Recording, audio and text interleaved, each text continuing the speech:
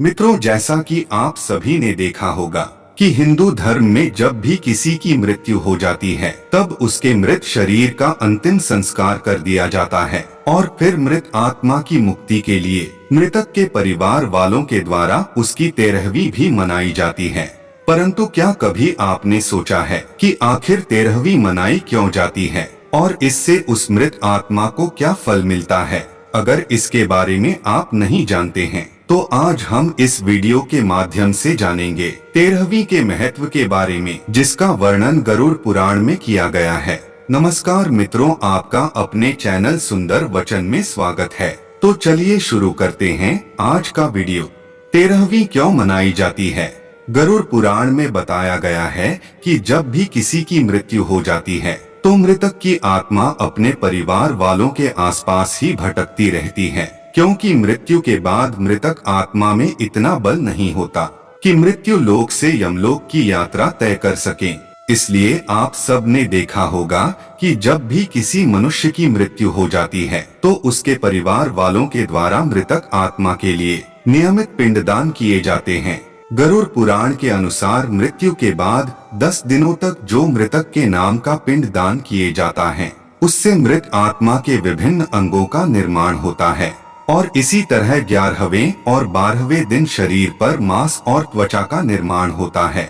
फिर 13वें दिन यानी कि 13वीं को जब मृतक के नाम से पिंडदान किया जाता है तब उसे इससे ही यमलोक तक यात्रा करने की शक्ति प्राप्त होती है। फिर वे आत्मा यमदूतों के साथ निकल पड़ती है। गरुड़ पुराण की माने तो मृत्यु लोक से यमलोक तक जाने में मृत आत्मा को 1 साल अर्थात 12 महीने का समय लगता है। मित्रों, यह भी माना जाता है कि मृतक के परिजनों के द्वारा इन 13 दिनों में किया गया पिंडदान 1 वर्ष तक मृत आत्मा को भोजन के रूप में काम आता है।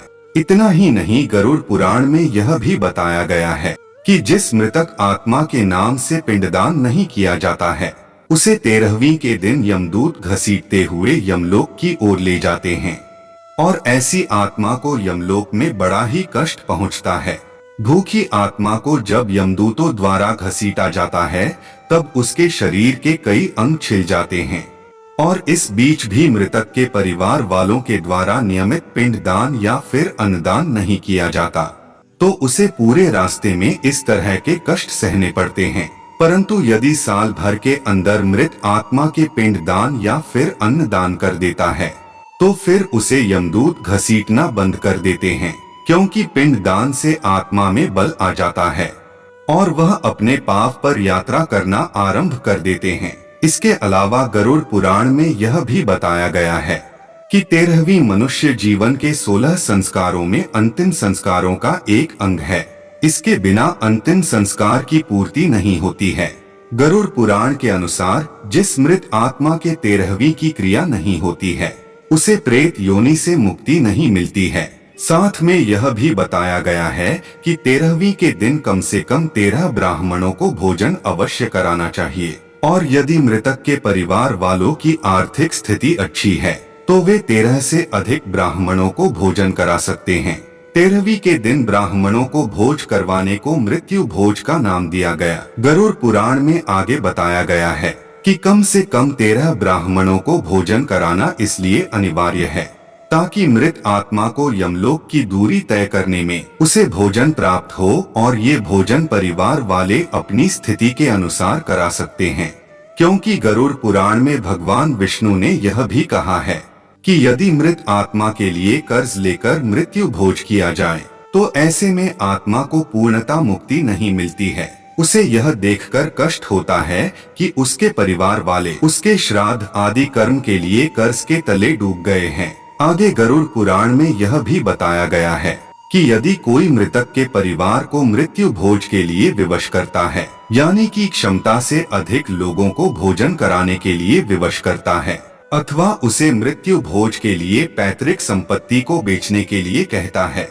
तो ऐसे मनुष्य को यमदूत कभी माफ नहीं करते। और जब ऐसे मनुष्य को जब मृत्यु होती है तो यमदूत उन्हें कई प्रकार की यातना देते हैं और फिर उन्हें मृत्यु लोक में भेज देते हैं। इन सब के अलावा 13वीं के बारे आगे गरुड़ पुराण में बताया गया कि मृत आत्मा के 13वीं होने के बाद परिवार के लोग भी मृतक के लिए शोक करना छोड़ देते हैं, जिसकी वजह से वे लोग शोक मुक्त हो जाते हैं और फिर अपने धर्म कर्म में लग जाते हैं, जिससे जीवन की गति आगे बढ़ने लगती है। अगर इस वीडियो से आपको कुछ सीखने को मिला हो तो वीडियो को एक लाइक कर दे, चैनल को सब्सक्राइब कर दे। मिलते हैं किसी अन्य वीडियो में, तब तक के लिए जय श्री कृष्णा।